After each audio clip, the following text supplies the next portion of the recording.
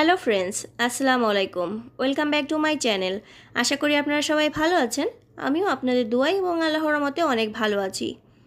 আজ আমি আপনাদেরকে খুব সহজেই ঘরে কিভাবে ফুলকো পিঠা তৈরি করতে পারবেন সেই রেসিপিটি শেয়ার করব। আর এখন তো শীত চলে এসেছে, শীতের সময় পিঠা না খেলে কি চলে? দেখতেই পাচ্ছেন পিঠাগুলো কতটা পারফেক্ট হয়েছে। আমি একটি পিঠা আপনাদেরকে ছিঁড়ে দেখাচ্ছি কেমন হয়েছে।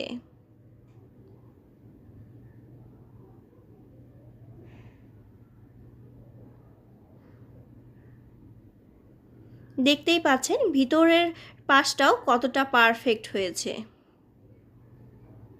তো চলুন এই পিঠাটি তৈরি করতে কী কী উপকরণ লাগছে আর কিভাবে তৈরি করতে হয় সেটি দেখে নিই। এখানে আমি 2 কাপ চালের গুঁড়া নিয়ে নিচ্ছি। আর এই চালের গুঁড়াটা কিন্তু শুকনা চালের গুঁড়া। এখন এখানে আমি দিয়ে দেব স্বাদমতো লবণ। আর এখন আমি এখানে ফুটান্ত গরম পানি অল্প অল্প করে দিয়ে চালের গুঁড়াটাকে মাখিয়ে নেব। আপনারা হাত দিয়ে মাখানোর চেষ্টা করবেন, কারণ হাত দিয়ে যত ভালোভাবে আপনি ব্যাটারটা ফেটিয়ে নেবেন আপনার পিঠাটা কিন্তু ততটাই পারফেক্ট হবে। আর পানি একবারে দিতে যাবেন না, অল্প অল্প করে পানি দেবেন আর এইভাবে মাখিয়ে নেবেন। খুব ভালোভাবে মেখে নিতে হবে। ব্যাটারটা তৈরি করার সময় কিছু টিপস আছে, যদি আপনারা ফলো করে সেই পিঠাগুলো তৈরি করেন দেখবেন আপনারা যাদের পিঠা হয় না তারাও সুন্দরভাবে পারফেক্ট পিঠা তৈরি করতে পারবেন।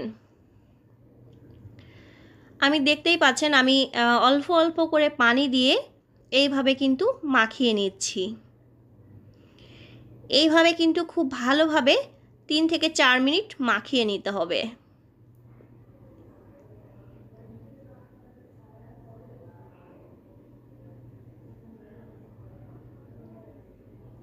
যেহেতু এখানে আমি ফুটান্ত গরম পানি দিয়েছি, পিঠা কিন্তু খুব পারফেক্ট হবে।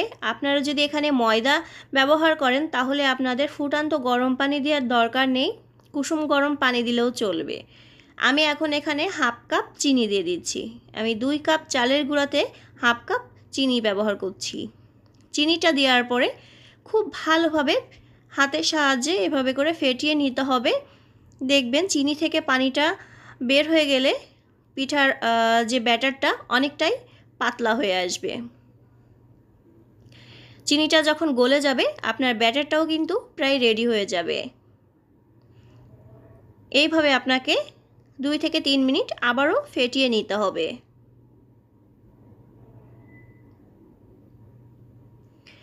এখন আমি এখানে সামান্য পরিমাণে পানি ব্যবহার করব। দেখতেই পাচ্ছেন কতটুকু পানি আমি এখানে ব্যবহার করলাম। আর আমি ব্যাটারটা তৈরি করার সময় প্রথমে যে আটাগুলো মেখে নিলাম চালের গুঁড়াটা, আমি কিন্তু অল্প অল্প করে পানি দিয়ে চালের গুঁড়াটা মেখে নিয়েছি। পরে চিনি দিয়েই কিন্তু পানিটা বের হয়েছে, তারপরে সামান্য পরিমাণে পানি দিয়ে নিলাম। আর এইভাবে আমি 5 মিনিট রেখে দেব। 5 মিনিট রেখে দেওয়ার পরে চালের গুঁড়াটা কিন্তু আরও একটু ঘন হয়ে আসবে।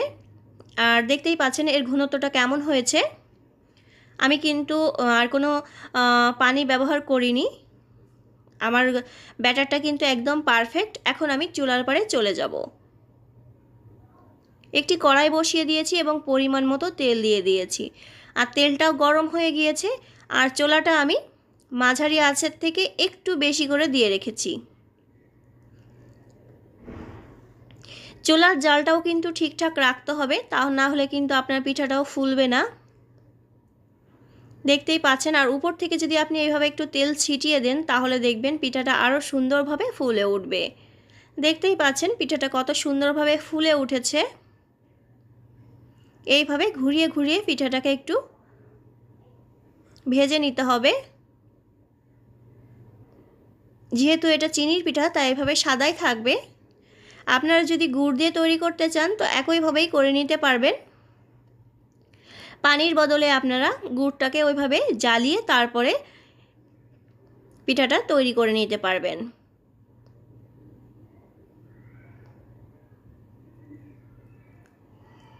দেখলেন তো 3টি উপকরণ দিয়েই কিভাবে ফুলকো পিঠা তৈরি করা যায়।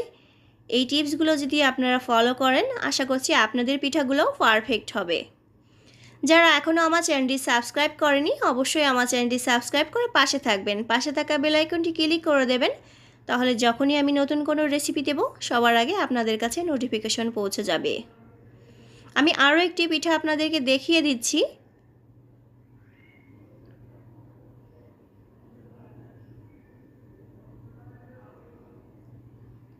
পিঠাটা দেওয়ার সঙ্গে সঙ্গেই উপর থেকে এভাবে একটু তেল দিয়ে দেবেন।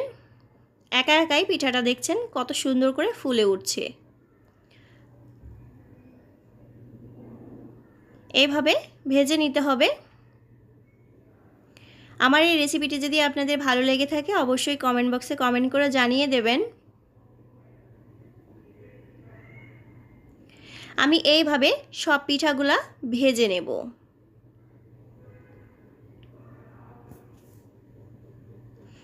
সবগুলা পিঠা ভেজে আমি আপনাদেরকে দেখাচ্ছি কেমন হয়েছে। দেখতেই পাচ্ছেন সবগুলা পিঠা আমার ভাজা হয়ে গিয়েছে, আর পিঠাগুলো কতটা পারফেক্ট হয়েছে সেটা আপনারা দেখলেই বুঝতে পারছেন, ফুলে কতগুলা হয়েছে। আর আমার 2 কাপ চালের গুঁড়াতে কিন্তু এতগুলা পিঠা হয়েছে। আরও 2-3টা হয়েছিল, সেগুলা হওয়ার সাথে সাথেই আমার ছেলে মেয়ে খেয়ে নিয়েছে। আশা করি আজকের এই পিঠার রেসিপিটি আপনাদের ভালো লেগেছে। আজকের মতো বিদায় নিচ্ছি। সবাই ভালো থাকবেন, সুস্থ থাকবেন। আল্লাহ হাফেজ। আর এই পিঠার রেসিপিটি একবার হলেও ট্রাই করবেন।